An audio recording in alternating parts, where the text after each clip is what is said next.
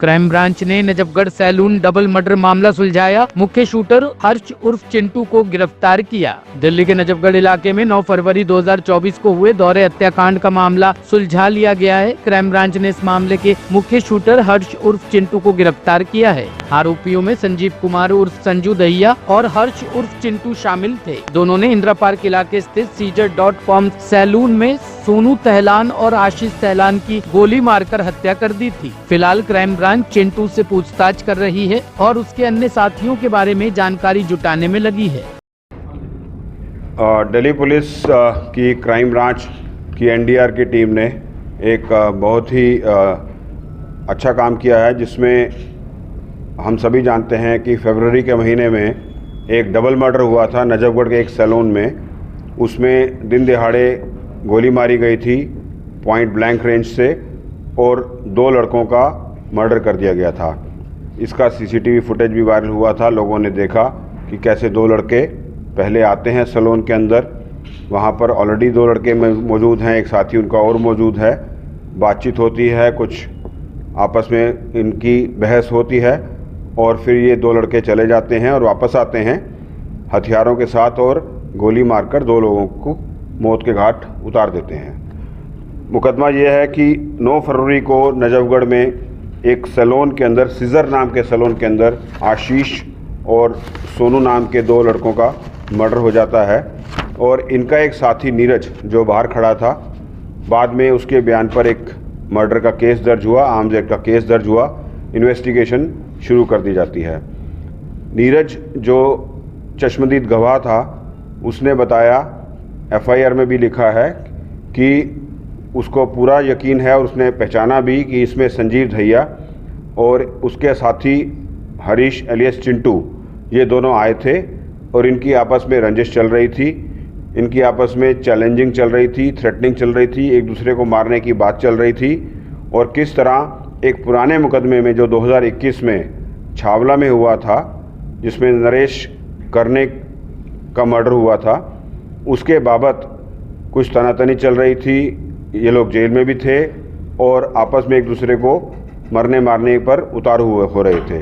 तो ऐसे में नीरज के बयान पर जब केस दर्ज हुआ तो उसमें पता चला कि संजीव और हरीश चिंटू ये दोनों इस घटना में शामिल हैं और इन दोनों ने ही इस घटना को अंजाम दिया है। वेपन लेके आए हैं और इस पे एक्शन किया है। तो जब ये फरवरी में घटना घटित हुई, सभी टीमें दिल्ली पुलिस की काम करना शुरू कर दी।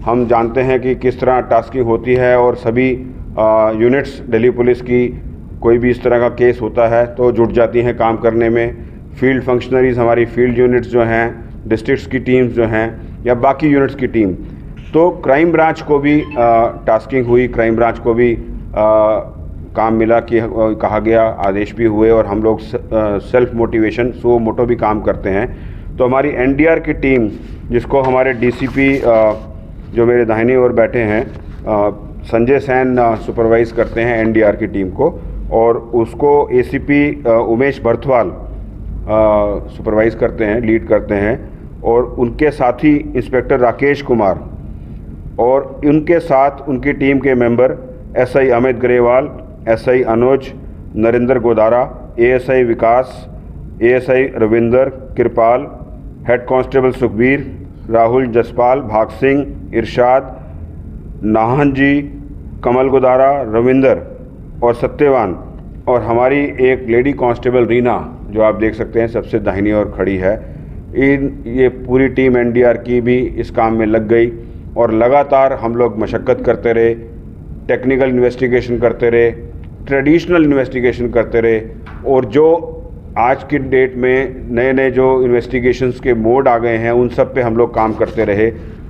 जगह जगह हमने रेड्स की, जगह जगह हमने सोर्सेज डेवलप किए, जगह जगह हम लोगों ने जाकर इन्वेस्टिगेशन की, जगह जगह हम लोगों ने लीड निकालने की कोशिश की, और बहुत लगातार मेहनत करने के बाद एसीपी बर्थवाल और संजय सैन की टीम को क्लू ये मिला कि जो ये चिंटू है, हरीश चिंटू, ये फेक पासपोर्ट बनवाकर अमृतसर से जून के महीने में इंडिया से बाहर चला गया है। ये इत्तला मिलने पर हम लोगों ने फिर से काम शुरू कर दिया और उस पासपोर्ट की डिटेल्स निकालने की कोशिश की, उस पर भी लगातार मेहनत हुई, पूरी टीम ने काम किया। मैं नाम आपको सबको बता चुका पूरी टीम का। और पासपोर्ट का नंबर हम लोगों को मिला, पासपोर्ट की डिटेल्स मिली और इमीडिएटली हम लोगों ने उसकी LOC खुलवा दी, क्योंकि हमें ये सूचना मिली थी कि ये दोनों लड़के संजीव और उसका साथी हरीश चिंटू मर्डर के बाद छुपते रहे, इधर उधर भागते रहे।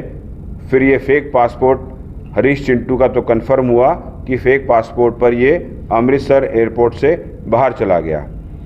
LOC खुलवा दी। LOC खुलवाने के बाद अभी आज सुबह अर्ली मॉर्निंग ये हरीश एलियस चिंटू LOC में डिटेक्ट हुआ। ये बाहर देश से, किसी देश से डिपोर्ट हुआ, यहाँ आया और यहाँ पर LOC में डिटेक्ट हुआ। और जैसा कि सिस्टम है, प्रोसीजर है, क्राइम ब्रांच को इत्तला दी गई। क्राइम ब्रांच जाकर इसको फॉर्मल इंटरोगेट करने के बाद, पहचान करने के बाद, आइडेंटिफाई करने के बाद, ऑथेंटिफिकेशन करने के बाद फॉर्मल अरेस्ट करके इसको ले आई है। इससे पूछताछ जब हमने की, इसको इंटरोगेट किया, तो इसने बहुत सारी बातें हमें बताई हैं। कुछ मैं बातें आपके साथ शेयर करूंगा, कुछ हमारी इन्वेस्टिगेशन की जो दूसरी डिटेल्स हैं, जो हमारे आगे इन्वेस्टिगेशन में काम आनी है, वो मैं आपके साथ शेयर नहीं कर पाऊंगा।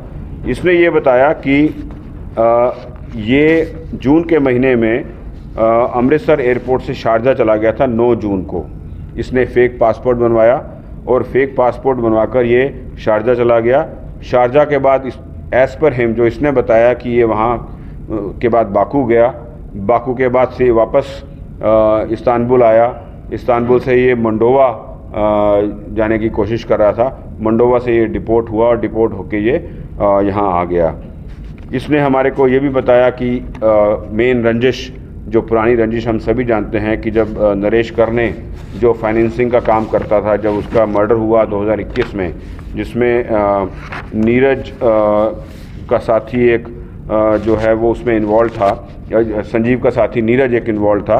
नीरज जो है उस टाइम पर प्रेजेंट भी था, वो शामिल भी था। और उसके बाद संजीव के साथी होने के साथ साथ इन सभी का भी ये साथी था। आपस में संजीव के साथी होने के साथ साथ इन सभी का भी ये साथी था। आपस में दोनों ये सारे के सारे एक ही ग्रुप में थे। जेल में ये भी मिले। और एक और इंटरेस्टिंग बात कि एक दिन पहले ही ये जो मर्डर हुआ फरवरी में, एक दिन पहले ही ये हरीश चिंटू जेल से छूटा था बेल पर, और 8 तारीख को ये छूटा। तो इसको संजीव लेने गया, इसने रिसीव किया, रिसीव करके अपने पास रखा और बताया कि ऐसे ऐसे जो है हमने अगले दिन जो सामने आशीष और सोनू हैं, जहाँ से उनको धमकियाँ मिल रही थी, बिकॉज आशीष जो डिसीज्ड है इस केस में, वो भी मुकदमेवार है, उस पर भी मुकदमे थे, इनाम था 1 लाख रुपए का, और साथ में उसका साथी सोनू जिसको गोली लगी, ये वो भी सेम क्रिमिनल बैकग्राउंड और सेम ग्रुप के थे। तो वो इनको धमकी दे रहे थे, ये उनको धमकी दे रहे थे, कोर्ट में मिल रहे थे तो धमकी मिल रही थी, कहीं और मुलाकात हो रही थी तो धमकी, क्रॉस धमकी हो रही थी। तो इन दोनों ने ये सोचा कि इससे पहले कि वो अपनी धमकी को अंजाम दें, उसको एग्जीक्यूट करें धमकी को, इससे पहले हम ही एग्जीक्यूट करते हैं। तो इन्होंने उस धमकी के काउंटर में हरीश चिंटू और संजीव ने वेपन ले जाकर नजफगढ़ के सीजर सैलून में उन दोनों का मर्डर कर दिया। नीरज जो चश्मदीद गवाह था, जिसके बयान पे पर्चा दर्ज हुआ, ये केस अब खुल गया है, हरीश चिंटू गिरफ्तार हो गया है। आगे की कार्रवाई जारी है, इन्वेस्टिगेशन जारी है और इंटरोगेशन हम लोग कर रहे हैं, और जैसे ही कोई नए फैक्ट्स मिलेंगे आपको बताएंगे। ये जो अभी बताया इसने कि जब ये जेल में था और ये पहले भी जब ये अरेस्ट हुआ एक्सटॉर्शन के मुकदमे में, तो ये योगेश टुंडा के कहने पर एक्सटॉर्शन कर रहा था। और योगेश टुंडा हम सभी जानते हैं कि उसके एफिलिएटेड जो ग्रुप है, कपिल कल्लू, दीपक बॉक्सर, गोगी, उनके साथ शामिल है। तो ये उनके लिए एक्सटॉर्शन कर रहा था। आरोपी को कहाँ से गिरफ्तार किया और पहले कितने केसेस पर? आरोपी को हमें बताया कि LOC में एयरपोर्ट पे ये डिटेक्ट हुआ। तो एयरपोर्ट पे जब LOC में डिटेक्शन होती है तो जिस लॉ इन्फोर्समेंट एजेंसी ने LOC खुलवाई होती है उसको इत्तला की जाती है। तो एयरपोर्ट अथॉरिटीज़ ने हमें इत्तला की, बिकॉज LOC क्राइम ब्रांच की NDR टीम ने खुलवाई थी अभी कुछ दिन पहले ही। तो हमें इत्तला मिली, हम जाकर इसको वहाँ से लेके आए। फर्जी दस्तावेज़ों की अभी जो अब प्रिलिमिनरी हमारी इन्वेस्टिगेशन है उसमें पंजाब से इन्होंने जो है वहाँ के कुछ लोगों से मदद लेकर नकली पासपोर्ट बनवाया और वहाँ से ही अमृतसर से ही इसने फ्लाई आउट किया।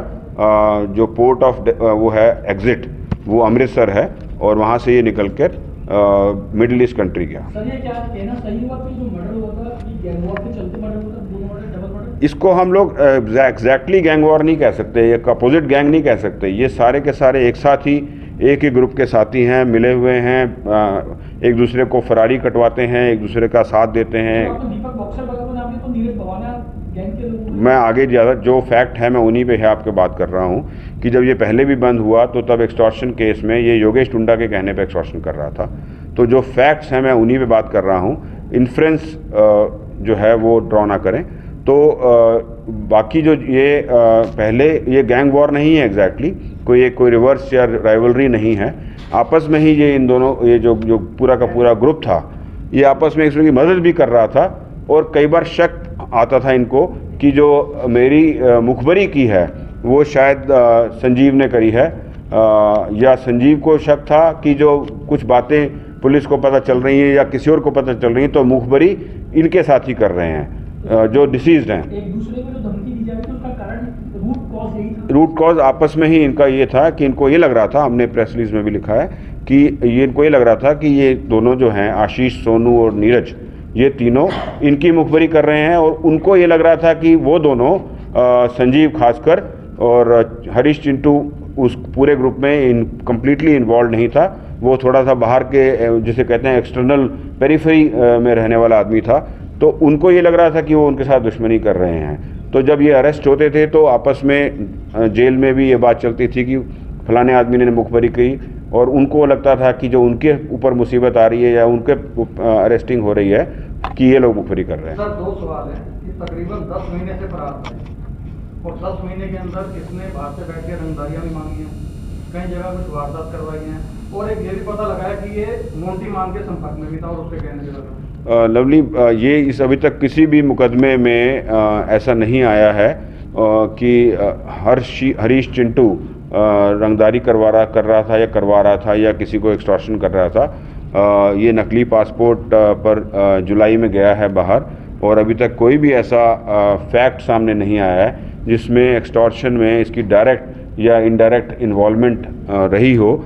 लेकिन हाँ, मुकदमे जो हैं उसमें हम लोग चेक करेंगे। आज ही इसको लेके आए हैं और ये देखेंगे जो नाम आप ले रहे हैं वो उस नाम को उस नाम के नाम पर रंगदारी के केसेस हुए हैं।